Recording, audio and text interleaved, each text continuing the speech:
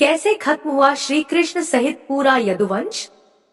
महाभारत युद्ध के बाद जहां एक ओर कौरवों के वंश का संहार हुआ, वहीं दूसरी ओर श्री कृष्ण के यदुवंश का भी विनाश हुआ। यह विनाश कौरवों की माता गांधारी के श्राप के कारण हुआ, जिसने श्री कृष्ण को यह शाप दिया था कि जिस तरह कौरवों का वंश समाप्त हुआ, ठीक उसी प्रकार यदुवंश का भी अंत होगा। गांधारी ने दिया था यदुवंश के नाश का श्राप। महाभारत युद्ध के बाद जब युधिष्ठिर का राजतिलक हो रहा था, तब गांधारी ने श्री कृष्ण को युद्ध का दोषी ठहराते हुए शाप दिया कि यदुवंश भी कौरवों की तरह नष्ट हो जाएगा। श्री कृष्ण ने गांधारी के शाप को स्वीकार किया और द्वारका लौटकर यदुवंशियों को मृत्यु का इंतजार करने का आदेश दिया। उन्होंने ब्राह्मणों को अन्नदान देकर यदुवंशियों को शांति से मौत का सामना करने के लिए कहा। यदुवंश का विनाश। कुछ दिनों बाद यदुवंशियों के बीच सात्यकी और कृतवर्मा के बीच विवाद हुआ, जिसमें सात्यकी ने गुस्से में आकर कृतवर्मा का सिर काट दिया। इससे यदुवंशी आपस में लड़ा और एक दूसरे का संहार करने लगे।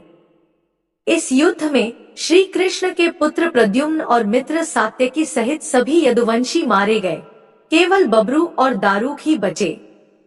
इसके बाद बलराम, श्री कृष्ण के बड़े भाई, समुद्र तट पर ध्यानमग्न हो गए और एकाग्रचित्त होकर परमात्मा में विलीन हो गए।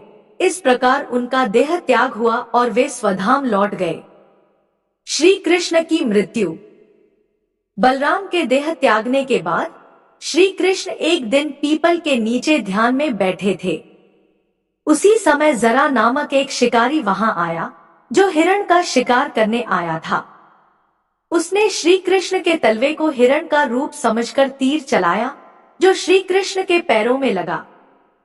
जब जरा को अपनी गलती का एहसास हुआ, तो उसने श्री कृष्ण से क्षमा मांगी।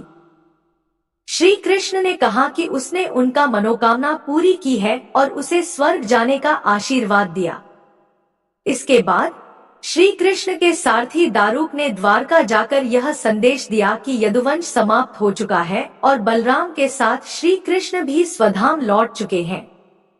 दारूक ने द्वारका के लोगों को भी चेतावनी दी कि वे नगरी छोड़ दे, क्योंकि वह जलमग्न होने वाली थी। इसके बाद श्री कृष्ण ने अपनी आंखें बंद कर ली और सशरीर स्वधाम लौट गए। यदुवंश के बचे हुए लोग और पांडवों का समापन।